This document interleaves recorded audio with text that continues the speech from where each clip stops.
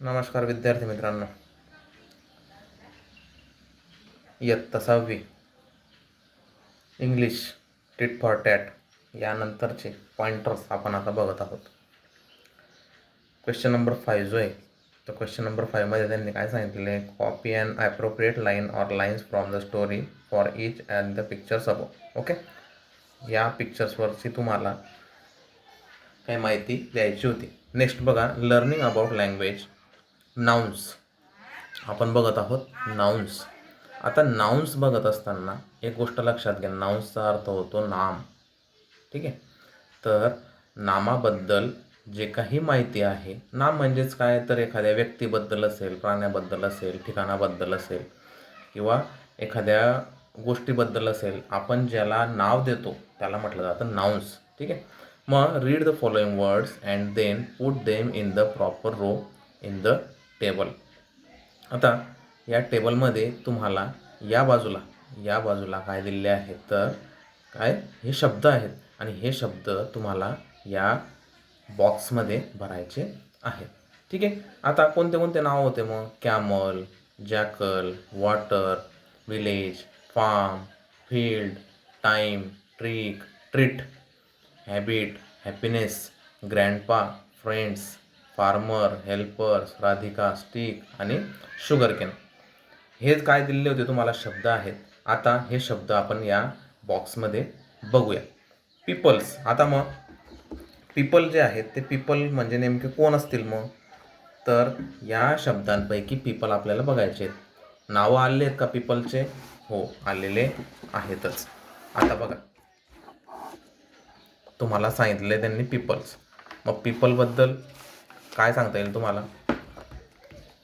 तर बरोबर कोणाचं नाव होतं, ग्रँडपाचं नाव होतं. ओके, त्यानंतर आहेत फ्रेंड्स, त्यानंतर आहेत राधिका आणि नेक्स्ट आहे फार्मर. हे अशा प्रकारे 4 शब्द तुम्हाला त्या ठिकाणी पीपलचे दिलेले आहेत. नेक्स्ट आहे ॲनिमल्स. आता ॲनिमल्स कोणकोणते आहेत, आपण बघितलं आहे की फक्त कॅमल आणि जॅकल हे दोघंच ॲनिमल त्या ठिकाणी आपल्याला या गोष्टीमध्ये, या स्टोरीमध्ये दिलेले होते, म्हणून कॅमल अँड जॅकल. प्लेसेस, आता या शब्दांपैकी प्लेसेस कोणते कोणते सांगता येतील तुम्हाला, व्हिलेज, फार्म, फील्ड, हे काय आहेत, प्लेसेस आहेत. म्हणजेच काय, खेडगाव असेल, शेत असेल, शेतीचे परिसर असेल, याला म्हणतो आपण प्लेसेस म्हणतो. Things we can feel and see, बघा अशा काही गोष्टी की त्या आपण फील करू शकतो, आपण त्यांना बघू शकतो किंवा आपण त्यांना फिलिंग करू शकतो. मग कोणत्या आहेत त्या, स्टिक अँड शुगरकेन, आपण त्या हातात घेऊ शकतो आणि त्यांना बघूसुद्धा शकतो. Stick and sugarcane, things we can feel and see. Next काय सांगता येईल तुम्हाला, things we cannot touch and see. मग अशा काही गोष्टी की त्यांना आपण बघू पण शकत नाही किंवा त्यांना आपण टचसुद्धा करू शकत नाही. मग अशा कोणत्या गोष्टी होत्या, कोणते शब्द होते याच्यामध्ये, तर ट्रीट होतं, हॅबिट होतं, हॅपीनेस. यांना आपण टच करू शकतो का, बघू शकतो का, नाही. ठीक आहे, मग हा झाला आपले नाउन्सबद्दल. मग या नाउन्सबद्दल त्यांनी काय सांगितलेलं आहे खाली तुम्हाला, तर बघा की the words in the table above are together known as nouns in English. Okay, म्हणजेच काय, या ठिकाणी जे काही शब्द दिलेले आहेत या सर्वांना मिळून तुम्ही काय म्हणतात, नाउन म्हणतात. ठीक आहे, नाम म्हटलं जातं एखाद्या व्यक्तीबद्दल, एखाद्या प्राण्याबद्दल, एखाद्या ठिकाणाबद्दल, एखाद्या गोष्टीबद्दल ज्या वेळेस एखादा शब्द येतो तेव्हा त्याला म्हणतो आपण नाउन. ओके, नेक्स्ट बघा आता पेज नंबर 22. आता पेज नंबर 22मध्ये तुम्हाला काय दिलेलं आहे, तर सेंटेन्स बोर्ड दिलेला आहे तुम्हाला. आता हा सेंटेन्स बोर्ड जो आहे त्याच्यावर काय सांगितलेलं आहे बघा, using words in the neighbouring boxes try to make as many meaningful sentences as you can. For example, they jump down, has she solved puzzles, you can do it. बघा, आता हा तुम्हाला सेंटेन्सचा बोर्ड दिलेला आहे. या बोर्डवर तुम्हाला काही शब्द आहेत, ते शब्द मी वाचतो, मग आपण त्याचे काय लिहू, तर त्यांचे आपण मिनिंगफुल सेंटेन्सेस तयार करू. काय, did, does, do, can, will, have, has. हे शब्द आहेत. ओके, दीज आर हे शब्द आहेत, वर्ब म्हणता येतो आपण याला. ठीक आहे. पुढे they, I, it, you, he, she, we. These are pronouns. हे काय आहेत तर प्रोनाऊन्स आहेत. म्हणजेच काय, नामाऐवजी येणाऱ्या शब्दांना, नामाऐवजी म्हणजे नाउन्सच्या ऐवजी येणाऱ्या शब्दांना म्हटलं जातं प्रोनाऊन्स. हे प्रोनाऊन्स आहेत. इथे एक सेपरेट नाव आहे का, महेश, ललिता वगैरे असे काही नावं आहेत का, नाही. तर फक्त त्यांचे काय आहे, I, it, you, he, she, we, it, they हे अशा प्रकारचे शब्द दिले आहेत. म्हणजे नामाच्या ऐवजी येणारे हे काय शब्द आहेत, म्हणून यांना म्हणतो आपण प्रोनाऊन्स. जम्प्ड, फ्ल्यू, ट्राईड, वेक, सिंग, रीड, सॉल्ट. बघा या ठिकाणी तुम्हाला हे शब्द दिसत आहेत. पुढे down, away, up, hard, softly, books, puzzles. हे सुद्धा तुम्हाला शब्द दिसले. आता बघा विद्यार्थी मित्रांनो, या पूर्ण सेंटेन्स, या पूर्ण जो काही तुमचा बोर्ड आहे, या बोर्डमध्ये वेगळे शब्द आहेत. मग यांना मिळून तुम्हाला काय करायचं आहे तर एक वाक्य तयार करायचं आहे, मिनिंगफुल सेंटेन्स तयार करायचं आहे. सोपं असतं. फक्त काय करायचं तर शब्दांची रचना फक्त तुम्हाला जमली पाहिजे. ती रचना जमण्यासाठी नाउन्स, प्रोनाउन्स, वर्ब्स, ॲडवर्ब्स या सर्व गोष्टी तुम्ही अगोदर शिकलेल्या आवश्यक पाहिजेत. जर तुम्ही त्या बघितलेल्या असतील, जर त्या तुम्हाला माहीत असतील, तर तुम्हाला ते इझिली तुम्ही वाक्य तयार करू शकता. ओके, आता आपण डायरेक्ट जाऊया सेंटेन्सेसकडे. मग त्यांनी अगोदरच दोन आपल्याला वरती सेंटेन्सेस सांगितलेले होते. बघा इथं काय सांगितलं आहे, दे जम्प डाऊन. आता बघा दे कुठे दिसतोय तुम्हाला, हां, नाउन्स अगोदर आलं. ओके, जम्प्ड हे काय आहे, जम्प्ड. डाऊन हे झालं डाऊन, बरोबर. दे जम्प्ड डाऊन, आलं लक्षात, they jumped down. Next, has she solved puzzles. हा काय एक क्वेश्चन आहे, हॅज शी सॉल्व्ड पझल्स. आता हॅज कुठून घेतला त्यांनी, कुठे दिसतोय तुम्हाला हॅज, दिसतोय का, हॅज, बरोबर. Has she solved puzzles. बघा हॅज शी सॉल्व्ड पझल्स. अशा प्रकारे त्यांनी ते एक मिनिंगफुल सेंटेन्स तयार केलं. हॅज शी सॉल्व्ड पझल्स, पुढे काय क्वेश्चन मार्क. जर हे तुम्ही शब्द लावले तर तुम्ही या पूर्ण समजा या मिनिंगफुल सेंटेन्सला काय करू शकतात, क्वेश्चनली करू शकतात, क्वेश्चन मार्क करू शकतात.